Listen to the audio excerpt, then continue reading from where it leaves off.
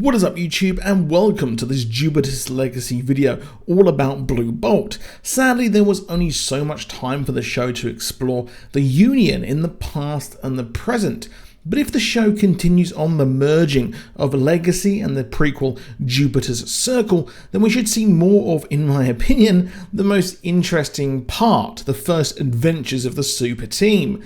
Thank you so much for the love you've shown on my Jupiter's Legacy videos thus far, and if you enjoyed the video, please do consider dropping a like down below. It does help us out enormously, and do consider subscribing with notifications on if you want more from us. Now, Blue Bolt, aka Richard Conrad, is a founding member of the Union of Justice, and in the show he was found at sea by Sheldon. However, the show is a bit different, as in the comics it wasn't people in a vision Sheldon had to find, but he went with some college friends. So in the comic, Richard, well, he wasn't found at sea.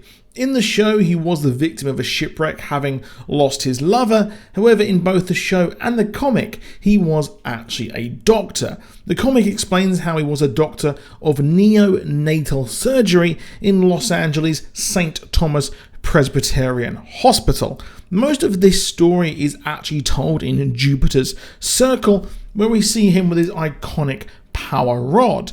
An interesting thing to note about this power rod is not only can it transport one around anywhere, but the one in the comics that Hutch has is actually a copy made by the Skyfox George. It's unclear if they will actually show this in the show, or if they will make it that the Blue Bolt's power rod was actually stolen by George. Now, as of Jupiter's Circle, he has been in the Union Justice for a few years, and has casual flings with men he meets via a man called Danny, a dude who works at a petrol station where all of the workers are, well, sex workers.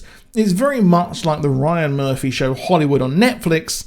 Yeah, don't bother. That show was absolutely a total letdown, and this is coming from a Ryan Murphy stan.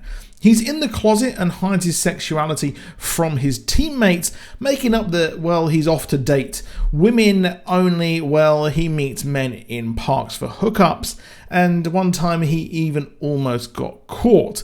But it later ends up at a party thrown by Katharine Hepburn, yes, that Katharine Hepburn, where he is photographed getting with a guy, leading J. Edgar Hoover of the FBI, yes, that J. Edgar Hoover, the man who had a few skeletons in his closet. Well, he actually blackmails poor old Richard here to get the names of each member of the Union. Now, he's racked with what would happen about coming out, despite Hoover being a closeted homosexual himself, and he attempts to actually commit suicide, but fails. He would much rather actually try his hardest to not reveal his friends in the Union's secret identities. However, George, like the true hero he is, finds the messages from the FBI and actually blackmails J. Edgar Hoover himself, who was having a relationship with one of his lackeys. Now, he continued to be in the Union as the matter was absolutely dropped by Mr. Hoover, and his secret was out with his team as he continued to have boyfriends in secret to Fitz's anger when he himself was having an affair, which I might cover that character in another video. However, I will be moving on to another topic, another type of comic as well in the coming weeks. He would fall foul of George's edge over time when they would have a debate over James Joyce and Hemingway, and he was even abducted by aliens for a minute.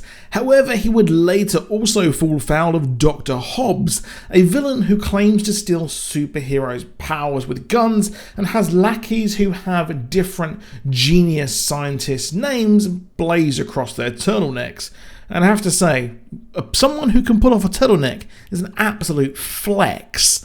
But he had the idea, this Dr. Hobbs, he had the idea that, well, the society or the Union of Justice, well, they have actually had a detrimental effect on society, with criminals upping their game to make up for these heroes who have the power.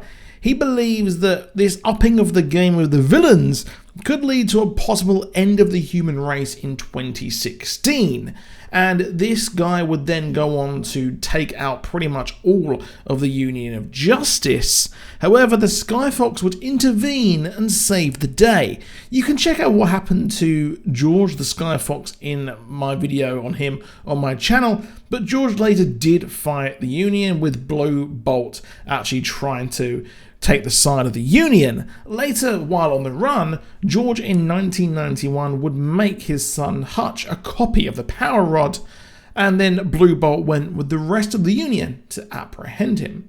But that was it. There wasn't too much information in Legacy on this character. I'm hoping that the show does go into a lot more detail. But that is it for this video. So please do drop a like down below. Please do subscribe with notifications on, and let me know what you want me to cover for different comics and complete histories, as I may move on to Venom or something else upcoming. I'd love to hear it. I'll see you soon, and goodbye.